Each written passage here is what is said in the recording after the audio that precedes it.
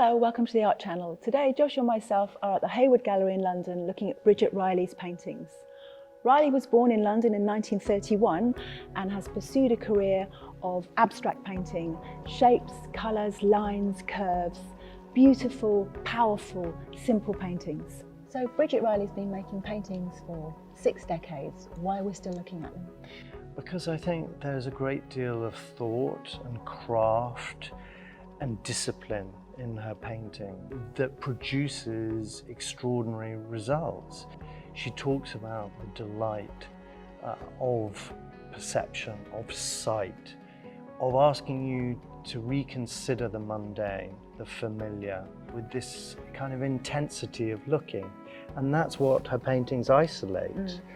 Maybe she was fashionable, trendy of the moment in the mid-60s, but I think we're still looking for all the reasons you've just outlined. And I think there's something totally mesmerising and humbling about a practitioner who comes back to the same set of issues over 50 or 60 years and tackles them again and again, because you get this real depth of interrogation, and that's what comes through in the paintings. Some people think they're kind of cold and hard, but I don't think they are. I don't think they're design. I think they're painting, obviously they are physically paintings, but they are that real investigation that I think comes out of landscape painting. This is Rise from 1968, and it's acrylic emulsion on canvas, these powerful horizontal stripes. Starting off, being born in South London, but spending lots of time in Cornwall on the coast. She talks about the landscape or the seascape. She talks about those forests and valleys and the sea and the sky and the horizon. And these come out of landscape. Well, it's a conceptual approach. And in a painting like this, I am always questioning the underlying pattern to try and make sense of it. But what's so clever about her pictures is the way in which she disrupts the structure, the order, very subtly, but it has quite a profound effect on the sight. And so you can see the orange band there. It jumps in terms of that tripartite relationship of those three colors. And so there's never any kind of stillness in the picture. It's constantly flowing from what apparently, at first glance, appears to be this very harmonious, ordered structure. They have this kind of kinesthetic quality. You can't rest your eye on them. There's always potential. They're still, because they're pigment on canvas, but they're moving. They're always in movement. And to do that in that kind of very formal way on a flat surface is really quite exciting. A set of 6 screen prints from 1965, fragment 1 to 6, illustrate, I think, Riley's journey from working in advertising very briefly as a young woman, and just her visual language. They are clever, quirky, funny, but they don't have tricks. I don't like the idea that these paintings are full of tricks, but they reference things that look familiar initially, and then there's just a little twist. They're very subtle, I think.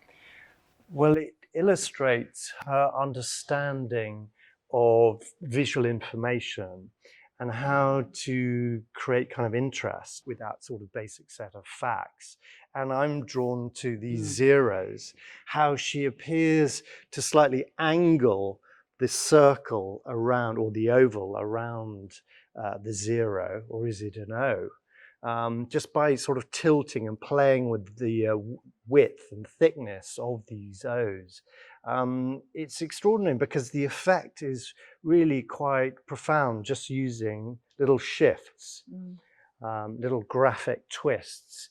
And this swirl here, I mean, that's very sort of characteristic of advertising, isn't it? Yeah. The kind of pun or joke, visual sort of game that she's able to express in these screen prints. So this painting called Ra from 1981 is very characteristic of Riley's interest in this structure and set of relationships of color that she first introduced into her painting in 1967, moving from black and white. And she's interested here in historic colors and a palette from ancient Egypt found in archaeological ruins. What you are perceiving, as always with Riley's paintings, these disturbances on the eye, but fundamentally at the heart of it is this notion of sensation and perception. Often Riley's paintings are referred to as optical art, op art, and that's not something she herself uses, that phrase. She is, of course, interested, as you say, in relationships between colours, the interaction between colours and the way they jar against each other. Starting with black and white, sometimes they're harmonious, sometimes there's disharmony, but always it's about the act of looking. You are plunged into a painting like this. And of course, we see lots of things online. Seeing something in the flesh, a painting that's bigger than you are, that sort of owns you, is quite an experience. Well, she establishes structure, which is then kind of undermined through this natural oscillation and competition of colour. And there is no set of hierarchies in the painting. It is ostensibly abstract, but at the same time, it's not gestural or expressive. It's really an investigation of form and colour and conflicts, really, within the picture. I think what's exciting about them is you can come to them and you get a visceral, immediate experience. Of course, we're going to talk about Riley and her experiences and her travel and her influences, but these are fundamentally about what a set of colours and shapes does to you, to your intellect, your emotion, your kind of ancient way of looking. And I think she continues to explore that in a really rigorous and beautiful way. This work is called Quiver III, and it dates to 2014, so it's a recent work. And we have a wall mural. So she's broken 3 of the canvas, and you have that length to it. Again, I want to establish personally my relationship physically to the work. And you have a sense of anchoring and structure with these diagonals at the same angle, but there's this constant intrusion of disruption, effectively, a kind of breakdown or collapse. And she speaks about that, how elements can kind of almost like rear up against each other in her pictures.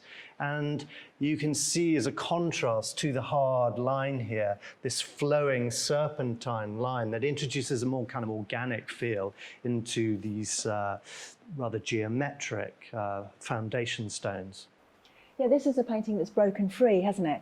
It's kind of behaving a little bit badly. It's not conforming to any kind of predictable pattern, and that's really lovely. She talks about the beat, doesn't she? The beat across a painting, and it's still here, as you pointed out, but it's a little bit more lyrical. There's movement, and there is something about the format of the painting. It's almost like a frieze. You have to walk along it. It is bigger than you, and you can't view it from one space. And so those really primal relationships with what you're looking at are really key, I think, to the way she makes work.